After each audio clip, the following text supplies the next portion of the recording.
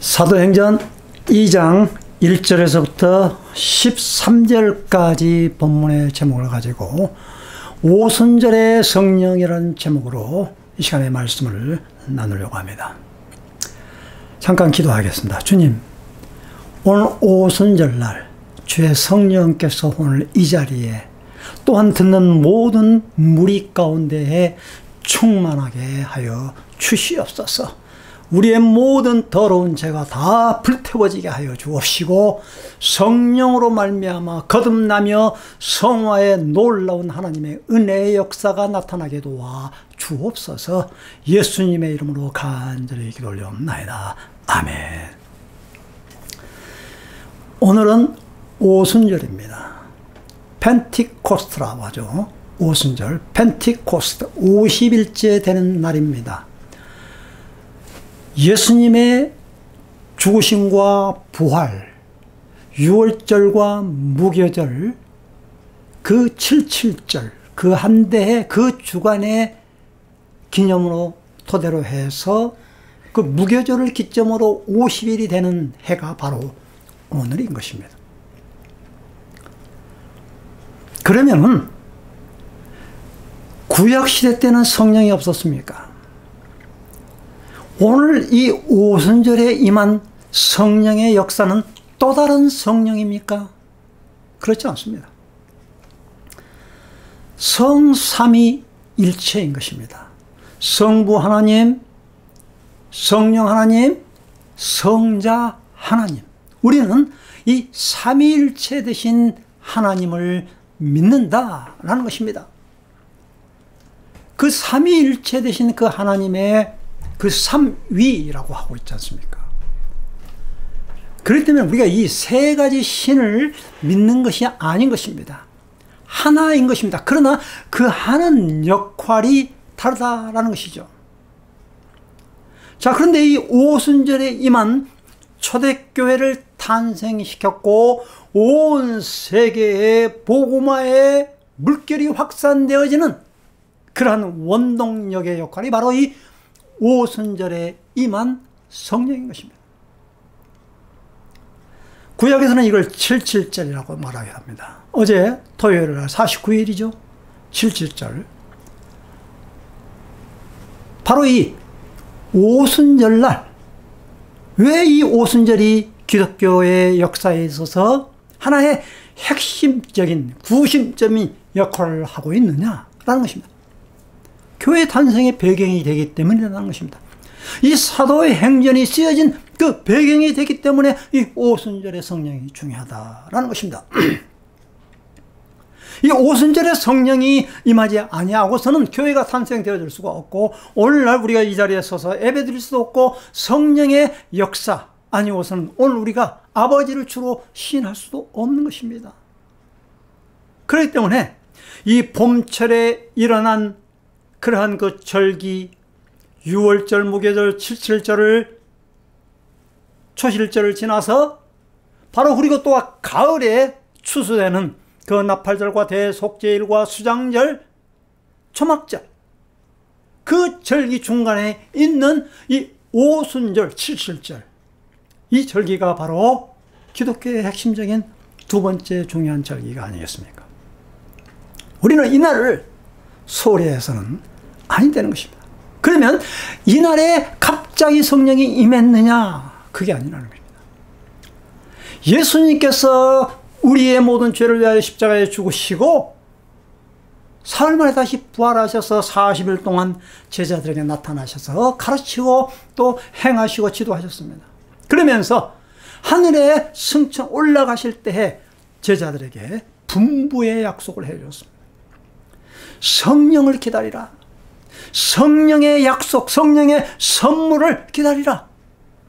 그렇기 때문에 바로 이 초실절을 통해서 계속해서 그들은 49일 동안 모여서 그들은 합심으로 간절히 기도하고 그 성령의 뜨거운 그 약속의 선물을 매일매일마다 그 오메르 카운트 세면서 성령의 충만함을 그들은 기다리면서 그날 마가다락방에 모여있는 그때의 놀라운 하나님의 성령의 역사가 그들에게 임하게 되어졌다라는 것입니다. 오순절이 되어서 그들은 모두 한 곳에 모여 있었습니다. 그때에 갑자기 하늘에서 세찬 바람이 부는 듯한 소리가 나더니 그들이 앉아있는 온 집안을 가득 채웠습니다. 저희 부모님께서 장로님과 권사님 그 기일을 맞이해서 저희 온 가족 형제 식구들이 모였습니다. 장성에 있는 대덕 그 휴양관 그 관장님의 특별한 배려로 인하여서 참 그 저렴한 숙소를 우리가 한동을 얻어가지고 그곳에서 모여서 한자리에 모여서 중요한 그러한 모임을 가졌습니다. 뭐 바베큐도 해먹고 또 저녁에 나와서 야경 구경도 하고 이 다음에 제가 사진을 올려드리겠습니다만 다음날 아침 저희들은 그곳에 모여서 다락방과 같은 그러한 그곳에 모여서 정말로 간절히 오순절의 성령의 임함을 저희들은 기다리면서 사모하면서 주님의 그 약속을 바라오며 성령을 우리는 던지게 되어졌다는 것입니다. 제가 그날 이야기했습니다마는 가족들이 모인 모든 자리에 그와 같이 뜨겁게 찬양을 불러본 적이 없었어요. 우리 가정 모임에 있어서 그와 같이 뜨겁게 간절한 마음으로 사모하는 마음으로 그렇게 찬송을 불러보지 못했습니다. 그러나 그날 성령께서 얼마나 우리 마음 가운데 강하게 역사했는지 말이죠. 그 모든 되어진 그러한 그 일들이 하나님께서 주관하시고 성령께서 우리와 함께 한다는 것을 저는 뼈저리게 느꼈던 것입니다. 멀리 있는 그 부산에서 우리 딸아이와 사이가 와가지고 참 그곳에서 그 바쁜 가운데도 빨리 또 이제 시댁에 가서 도와줘야 되는데 그곳에 그러한 그 큰아버지들 작은아버지들 다 모인 그 자리에서 그 봉사하는 그 과정 생각지도 않는 그러한 일들이 벌어지고 말이죠. 그 따뜻한 그런 그 대자연의 그 산 속에서 편백님이 우거진 울창한 그 산 속에서 그 한 동을 빌려가지고 그 다락방과 같은 그 조그만 방에서 한자리에 모여서 같이 합심하며 기도하며 또 저희 큰형님이 그 아파서 못 내려왔는데 그 저희 큰형님의 산에 계시는 그 큰형님을 위해서 다 같이 합심으로 기도해 주는 그러한 저희들의 그 가정 모임이 이 성령의 사모함과 성령의 간절함이 없었다면 그러한 일들이 없었을 것입니다. 아마 대충 모여서 뭐 밥 먹고 그냥 시닥거리며 즐기며 또 남의 그 안 좋은 비판적인 이야기 옛날에 과거에 쓰라렸던 그런 이야기 하다가 혹은 또 다투며 돌아갔을지도 모르겠습니다. 그러나 성령께서 그 자리에 주관하셔서 처음서부터 끝날까지 서로 웃으며 또한 그 장로님과 그 권사님의 기도로 말미암아 그날 왜 하필이면 또 돌아가셨느냐 말입니다. 30년 전에 저희 권사님은 30년 전에 대만에서 돌아가셨고 또 장로님은 23년 전에 저희 큰형님 댁 산에서 돌아가셨습니다. 똑같은 날입니다. 5월 25일 그날을 기념해서 우리 가족들이 매년마다 모이면서 우리는 예배를 드리며 찬송을 하며 왜 우리 가족들이 예수를 믿어야 되고 왜 우리 가족들이 신앙생활을 하면서 이렇게 한 자리에 모여서 한 마음과 한 뜻으로 우리가 기도해야 되는지 그 이유를 알게 되어진다는 것입니다. 비록 육신의 몸은 땅에 묻혀 있지만 살아서 영으로 우리와 함께 하시고 우리 가족들에게 따뜻한 사랑과 화합하는 한 마음을 되게 하신 그 하나님께 너무나도 저희들은 감사할 수밖에 없었다라는 것입니다. 사모하는 마음, 한자리에 모여서 기대하는 마음, 기다리는 그 마음이 임하게 되어졌을 때에 오순절 날이 이름에 그곳에 성령이 임하셔서 갑자기 하늘에서 세찬 바람이 부는 듯한 소리가 나더니 그들이 앉아있는 온 집안을 가득 채우게 되어졌다라는 것입니다. 그리고 불길이 솟아올 때 그 혓바닥처럼 갈라지는 것 같은 혀들이 그들에게 나타나더니 각 사람 위에 내려앉았습니다. 그들은 모두 성령으로 충만하게 되어져서 성령이 시키시는 대로 각각 방언으로 말하기 시작했습니다. 오순절에 성령에 임한 첫 번째 특징은 바로 소리, 보이스, 방언, 새로운 방언을 말하게 되어졌다라는 것입니다. 2절에 나와 있는 그 소리는 헬라어로 에코스, 그냥 일반적인 우리가 대화하는 그러한 소리인 것입니다.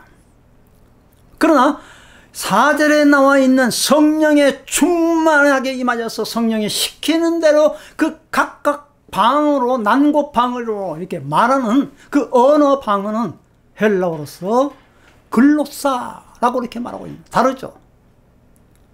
똑같은 말이 소리는 에코스고 그리고 이 방언은 글로사, 혀에서 나오는, 그러니까 언어, 랭귀지, 스피치라고 말하는 것입니다. 속에서부터 생각을 통해서 걸러서 나오는 그 말, 소리, 그것이 에코스 소리를 통해서 글로사, 혀, 방언으로 나온다라는 것입니다. 그것이 그 자리에 가득 차게 되어졌는데 거기에 있는 모든 많은 사람들이 희한하게도 멀리서 여러 지역 나라에서 왔는데 그걸 다 알아들은 거예요. 자기네 말로 알아들었다라고 이렇게 말하고 있지 않습니까? 성령이 임하게 되면은 바로 이 언어가 달라진다라는 것입니다. 그전에는 소리, 그냥 내키는 대로 또 듣는 대로 소문을 듣는 대로 남을 비방하고 남을 찌르는 그러한 험한 말이 나오지만 성령이 임하게 되어지면은 알아들을 수 있는 소통의 언어, 그냥 뭐 혀가 꼬부라지는 그러한 못 알아듣는 그러한 방언이 아니라 모든 지역에서 왔지만 알아들을 수 있는 소통의 언어가 되어지고 가장 중요한 것은 하나님께서 바로 이 언어를 우리들에게 주셨다라는 것입니다. 창세기 11장에 보면 이 언어가 바로 이 언어로 말미암아 그들이 하나가 되어지려고 바벨탑을 쌓았습니다. 하늘에까지 높아지려고 하는 그러한 언어를 사용했는데 하나님께서 그것을 교만을 깨뜨리시고 다 흩어져 버렸습니다. 그 흩어짐의 원인은 바로 이 방언이었던 것입니다. 그들이 서로 알아들을 수가 없어요. 벽돌을 가져오라니까 나무를 가져오고 말이죠. 나무를 가져오니까 가져오라니까 흙을 가져오고 도저히 바벨탑을 썼다가 중단되어가지고 다 흩어져 버리고 말았던 것입니다. 오늘 이 오순절의 성령은 바로 흩어져 있는 모든 사람들이 모여서 그들이 하나가 되어지는 성령으로 말미암아 뜨거운 그러한 소통의 언어로 알아들을 수 있는 그러한 언어로서 마음의 상처를 다 감싸줄 수 있는 그러한 화합의 언어가 되어졌다라는 것입니다. 그러니까 오순절의 성령의 임하심은 바로 상대방이 알아들을 수 있는 그러한 언어다라는 것입니다. 오늘 내가 표현하는 그 언어를 한번 생각해 보십시다. 남에게 상처를 주는 찌르는 그러한 언어입니까? 비판의 언어입니까? 절망과 낙심의 그런 언어를 쓰고 있습니까? 아니면 내 언어로 말미암아 상대방이 살아나고 상대방이 힘을 얻는 그러한 언어를 사용하고 있습니까? 이것이 바로 성령 충만함과 일반적인 종교 생활을 하고 있는 사람의 차이인 것입니다. 저희 가족들에도 제가 이런 말을 했습니다. 종교 생활과 신앙 생활, 종교 생활은 어떻게 보면 그냥 미신을 믿는 것과 다름없어요. 왜 그렇습니까? 종교 생활, 이 미신이라는 것은 내가 가지고 있는 특별한 것 혹은 재물 이런 것을 그 신에게 드림으로 인하여서 어떻게 그 보면 그 신을 어우르고 또 달래서 내가 원하는 것, 내가 목적을 달성하는 것, 성취하는 것, 그것을 미신이라고 말하는 것입니다. 그래서 푸닥거리도 하고, 그래서 점도 치고 굿도 하고 막 그러지 않습니까? 돈을 막 몇천만 원씩 투자하고 말이죠. 오늘 우리는 미신의 신앙생활을 합니까? 종교 생활을 하고 있습니까? 하나님을 이용해서 내가 점지하고 있는 그 신 성경을 읽지만은 내가 딱 도장을 찍어버린 하나의 하나님을 카테고리에 가둬넣어서 내 생각 속에 그 하나님을 집어넣어서 마음대로 주물떡거리고 내 마음에 안 들면 버리고 내 마음에 들면은 또 취하는 그러한 어리석은 종교 생활을 하고 있지 않습니까? 자기가 신이라는 거예요. 모든 것을 잣대를 성경을 자기 마음대로 다 해석을 해버리고 마는 것입니다. 오늘 우리 참 맹목적인 그러한 종교 생활을 하고 있는 그러한 사람들, 성령의 충만함을 덧입지 못하고 바로 이 미신 속에 빠져 있는 사람들, 자기의 욕망을 채우는 것이고 자기 자신을 강화하는 것이고 자기 자신을 나타내고 자기 자신을 뽐내고 그리고 자기의 자녀들을 막 그냥 동원해서 자기의 힘을 과시하는 겁니다. 어떻게 해서라도 만나면 자기를 자랑하고 자기의 무엇인가 옆에 주위에 있는 것들을 자랑하고 또 큰 집을 자랑하고 또 멋있는 차를 자랑하고 그런 것 아니겠습니까? 진정한 신앙생활, 성령의 충만함을 덧입는 그러한 신앙생활은 바로 이와 같은 것입니다. 내가 달래고 어우를 수 없다는 것을 알아요. 내가 믿는 그 하나님은 내 마음대로 내가 주물떡할 수 있는 그 신이 아니라는 것을 알아서 바로 그 신이 원하는 그러한 삶을 바로 이 성경 말씀을 통해서 그것을 깨닫고 그 삶의 그 원하는 목적에 내 자신의 삶을 맞추며 살아가며 나를 끊임없이 부인하고 그분의 뜻에 맞춰간다라는 것입니다. 이것이 진정한 우리가 믿는 하나님의 신앙생활, 성령 충만한 사람의 신앙생활인 것입니다. 끊임없는 자기 부인인 것입니다. 내 욕심을 내려놓는 것입니다. 그렇기 때문에 자기를 계속해서 비우고 또 자기를 낮추고 자기를 겸손하게 하는 것 아니었습니까? 이 세상의 삶과는 정반대의 삶을 살아갈 수밖에 없는 거예요. 그러면 그와 같이 산다면 어떻게 우리가 이 세상에서 살아 버티느냐? 천만의 말씀이에요. 이 세상을 그러한 방식으로 변화시키는 것이 바로 오늘 이 오순절에 임한 그러한 마가다락방에 임한 그러한 조그마한 갈릴리 출신의 그 제자들을 통해서 온 세계가 복음이 확장되어지지 않았습니까? 여기에 보면 갈릴리 사람이라고 또 비웃었어요. 이 갈릴리 사람이라는 말은 뭐냐면 에이 저 촌놈들 그 말입니다. 저 무식한 놈들 그런 뜻이에요.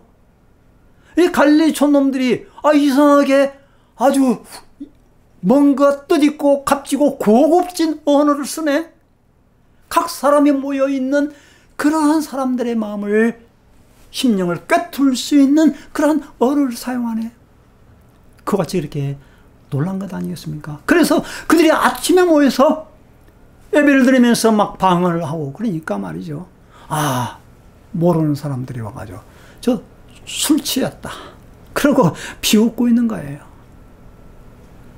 그래서 이제 사도행전 2장에 보면, 마지막 장에 보면 베드로가 일어나서 그렇게 어부 출신, 갈릴리 어부 출신, 보잘것없는 그 어부 출신 베드로가 그 자리에 일어나서 장장 긴 그러한 뜨거운 성령에 임한 그러한 설교를 하게 되어진 것입니다. 구약에 대한 모든 것을 관통하는 그 핵심의 줄거리, 예수 그리스도가 왜 죽었고 왜 부활했고 왜 성령을 우리가 받아야 되는가, 그것을 말하고 있는 것입니다. 그때 거기에 모여있는 많은 사람들이 우리가 어찌할꼬, 그러면 어찌해야 되겠는가?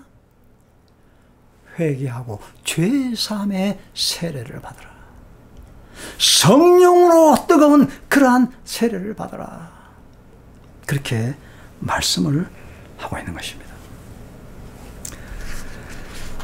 우리는 성령을 받지 않고서는 우리는 믿음의 공동체 안에 올바른 신앙생활을 할 수가 없는 것입니다. 이 베드로의 그 설교가 곧 초대교회의 최고의 정통 있는 그러한 설교의 모습으로 비춰지는 것 아니겠습니까? 자, 그렇다면 우리가 이 성령의 오순절에 임한 그 성령이 임하지 아니하고 성령을 우리가 받지 아니하고 신앙생활을 한다? 이건 참 어떻게 보면 너무 어불성설인 것입니다. 그건 제대로 신앙생활한 것이라고 볼 수가 없는 것입니다. 고린도전서 12장 3절에 보면 예수 그리스도의 영이 아니고선 주라 시인하지 못한다. 로마서 8장 9절에도 보면 그리스도의 영이 그 속에 있지 않으면 그리스도의 사람이 아니다 라고 이렇게 말하고 있는 것입니다. 자, 이제 짧게 결론의 말씀을 맺히고자 하는 것입니다. 성령이, 오순절에 성령이 임하게 되어지면은 어떤 일이 벌어집니까? 내 안에 성령께서 영원토록 내주하게 된다라는 겁니다. 영원토록 성령이 내 안에 내주하게 된다. 이 얼마나 놀라운 그러한 말씀인 것입니까? 고린도후서 5장 5절에도 보증으로 성령을 우리에게 주셔서 영원토록 떠나지 아니하겠다. 그렇게 약속하고 있습니다. 그래서 이 성령의 힘을 가지고 우리가 신앙생활하는 것입니다. 내 힘으로 신앙생활하는 게 아닙니다. 성령이 내 안에 내주함으로 같은 그러한 힘을 얻고 우리가 신앙생활합니까? 이와 같은 사람은 바로 판단을 받지 아니하고, 또 이와 같은 사람은 성령과 함께 내주함으로 인하여서 모든 사람들에게 바로 그와 같은 참된 그리스도인의 빛된 모습을 비춰지게 되어지는 것입니다. 그리고 오순절의 성령의 임함은 바로 이 능력과 그리고 성결함, 거룩함, 성화됨, 자신이 변화되어지는 성령의 사람으로, 거룩한 사람으로, 과거와는 모든 것이 비교가 되지 않는 죄된 삶이 아니라 이제는 모든 것을 주님을 위하여서 목숨까지 내놓을 수 있는 그러한 증인된 삶을 살아간다라는 것입니다. 어떠한 박해에도 어떠한 핍박에도 능히 견뎌낼 수 있는 그러한 자신감 있는 그러한 그리스도인의 참된 증인이 임하게 되어진다는 것입니다. 그리고 마지막으로 성령은 이 말씀이라는 수레를 타고 우리에게 오십니다. 제가 지난주에도 얘기했습니다. 보혜사 성령, 말씀을 통해서 우리 안에서 그 말씀이 새롭게 싹이 트고 또 열매를 맺게 한다는 것입니다. 말씀이 임한다라는 것입니다. 이 말씀 속에서 또 기도가 나오게 되고, 과거에는 내 생각과 내 마음대로 기도하는 세상적인 그러한 기도 응답의 방법이었다면 이제는 말씀에 비추어서 이 말씀을 이루기 위한 그러한 성령의 그러한 뜨거움과 강구함을 주님 앞에 아뢰게 되어져서 말씀 속에서 기도가 나오게 되고 말씀 속에서 자기가 그 원하는 삶이 어떤 삶인가 분명하게 된다라는 것입니다. 바람처럼 임합니다. 보이지 않습니다. 그러나 성령께서 보이지 않지만은 우리가 믿는 것처럼 바람이 눈에 보입니까? 공기가 눈에 보입니까? 보이지 않습니다. 바람처럼 우리에게 임한다는 겁니다. 시간과 공간을 초월해서 그리고 불의 혀처럼 갈라지는 이것은 무엇입니까? 번지는 효과 아닙니까? 불에 타는 그러한 효과, 죄에 대한 먼지를 완전히 다 태워버리고 깨끗함으로 다시 거듭나. 우리가 가족들이 모여서 저녁에 바베큐를 했습니다. 그 불을 피우기 전에 모든 쓰레기들을 다 치웠습니다. 저는 뭐 종이 같은 거 그런 걸로 피우는 줄 알았는데 그게 아니더군요. 계속해서 그 숯불로만 해가지고 고기를 굽는 것을 알게 되어졌습니다. 왜냐하면 다른 잡된 것, 찌꺼기 같은 것이 그곳에 타게 되면 고기 맛도 없을 뿐더러 다 타버리고 말아요. 고기까지 타버리고 말아요. 죄에 대한 것들을 다 태워버린다라는 것입니다. 그리고 퍼지는 겁니다. 전 세계 나 자신이 성령으로 충만하면 내 이웃에게 또한 또 다른 이웃에게 성령의 불같은 그러한 확산의 역사가 임하게 되어진다는 겁니다. 홀리 거룩이 계속해서 다른 사람을 통해서 임하게 되어진다는 것입니다. 오순절에 임한 이 놀라운 성령의 역사가 오늘 저와 여러분들에게 듣는 모든 무리 가운데 그 자리에서 그 현장에 시간과 공간을 초월한 그 자리에서 예배드릴 때에 하나님의 놀라우신 그러한 성령의 충만함을 덧입는 우리 모두가 되어주시기를 간절히 주님의 이름으로 축원드립니다. 기도하겠습니다. 하나님, 성령이 임하게 되면 우리가 모두가 화평의 자리로 나아가게 됩니다. 우리의 언어가 달라지게 되어질 뿐만이 아니라 우리의 모든 삶이 변화가 일어날 줄 믿습니다. 오 주여, 이 오순절날 초대교회에 임한 마가다락방에 임한 그 성령의 뜨거움의 역사가 오늘 내 안에, 내 가정에, 내 직장에, 내 삶의 현장 터전에 임하게 도와주옵시고 모든 더러운 죄악들을 다 태워주시옵시고 성령의 불세례를 받음으로 말미암아 거룩함의 삶의 역사가 나타나게 도와주시옵소서. 살아계신 주 예수 그리스도 이름으로 감사하고 간절히 기도 올려옵나이다. 아멘.